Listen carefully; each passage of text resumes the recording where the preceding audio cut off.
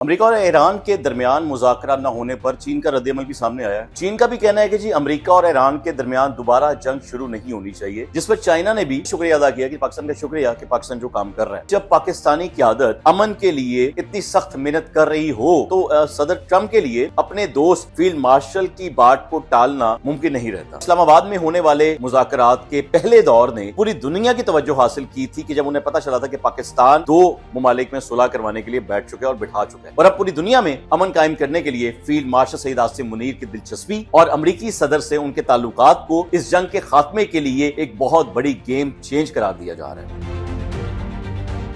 बिस्मिल्लाहिर्रहमानिर्रहीम, अस्सलाम वालेकुम। मेरा जुनून के साथ मैं हूं मोहम्मद आतिफ भट्टी। अमेरिका और ईरान के दरमियान मुज़ाकरा न होने पर चीन का रद्दअमल भी सामने आया है, जिसमें चीन ने कहा है कि जी सफारतकारी के जरिए झगड़े को हल करने में दोनों फ़रीक़ैन की हमायत और पाकिस्तान का शुक्रिया अदा भी करते हैं, क्योंकि इस वक्त मुज़ाकरा न होने की वजह से जंग और अमन के दरमियान मौजूदा इलाकाई सूरत हाल बड़ी नाजुक है। चीन का भी कहना है कि जी अमेरिका और ईरान के दरमियान दोबारा जंग शुरू नहीं होनी चाहिए, मामलात हल हो जाने चाहिए, मेज़ पे बैठ जाना चाहिए इनको, ताकि पूरी दुनिया में अमन भी बहाल रहे और ये जिस महंगाई ऊपर की तरफ जा रही है वो कंट्रोल भी हो जाए। और पाकिस्तान ने पहले दिन से यही कोशिशें जारी रखी हुई हैं, जो कि पूरी दुनिया जानती है,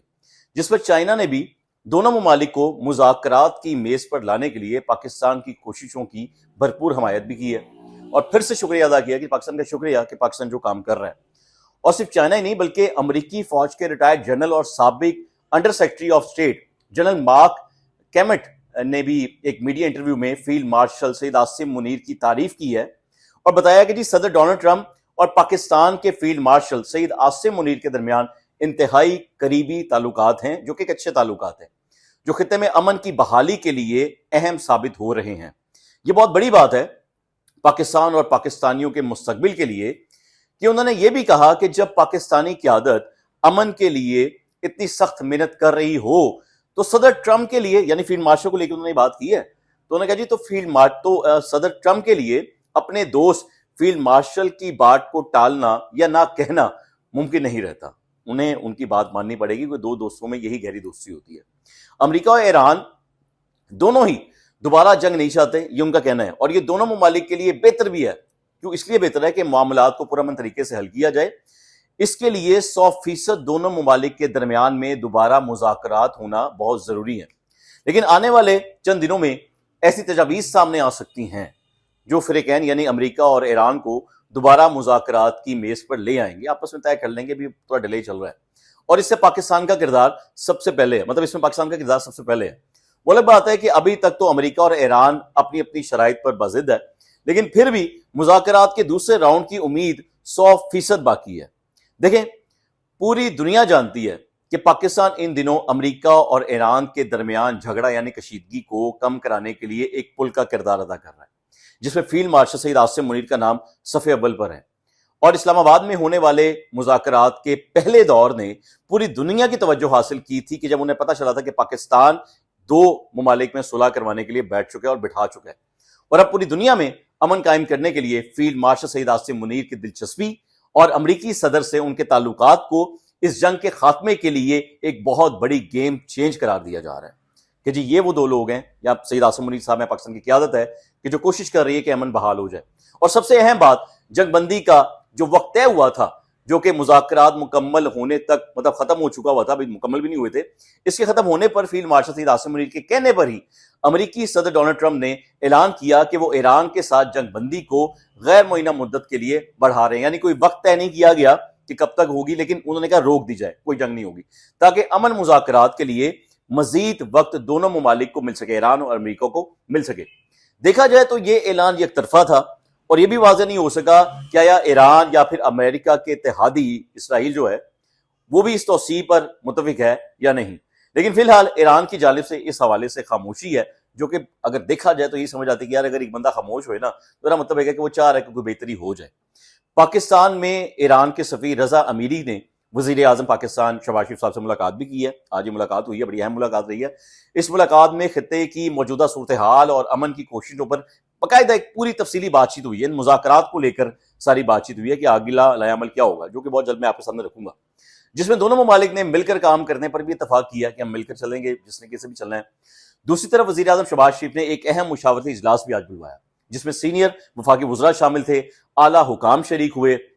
और इजलास में ईरान और अमेरिका के दरमियान जंगबंदी में तोसी के बाद पैदा होने वाली जो सूरत हाल है उस पर बाकायदा तफसीली बातचीत हुई है कि अब आगे हमने क्या करना है। और मुज़ाकरात के दूसरे दौर को, जो दूसरा इसका मरहला शुरू है, दूसरी स्टेज शुरू होनी है, उसको यकीनी बनाने के लिए पाकिस्तान की सफारती कोशिशों को अभी कभी जब उन्होंने जायजा लिया कि कहां तक मामला हमें पहुंचे हैं, आगे हमने क्या करना है। और इससे पहले वज़ीर आज़म शहबाज शरीफ ने अपनी और फील्ड मार्शल आसिम मुनीर की तरफ से जंगबंदी में तोसी की दरख्वास्त कबूल करने पर अमरीकी सदर का शुक्रिया भी अदा किया,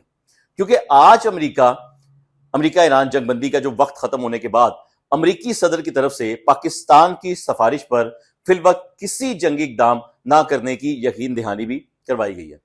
जबकि दूसरी तरफ अगर देखा जाए, आप सोशल मीडिया पर सुबह से कुछ खबरें गर्दिश कर रही हैं, मैं उनकी बात करने लगा